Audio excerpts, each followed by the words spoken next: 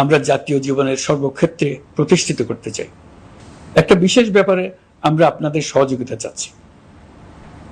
আমাদের দায়িত্ব গ্রহণের পর থেকে প্রতিদিন সচিবালয়ে, আমার অফিসের আশেপাশে, শহরের বিভিন্ন স্থানে সমাবেশ করা হচ্ছে। গত 16 বছরের অনেক দুঃখ কষ্ট আপনাদের জমা আছে, সেটা আমরা বুঝি। আমাদের যদি কাজ করতে না দেন, তাহলে দুঃখ ঘোচানোর সকল পথ বন্ধ হয়ে যাবে। আপনাদের কাছে একান্ত অনুরোধ, আমাদের কাজ করতে দেন।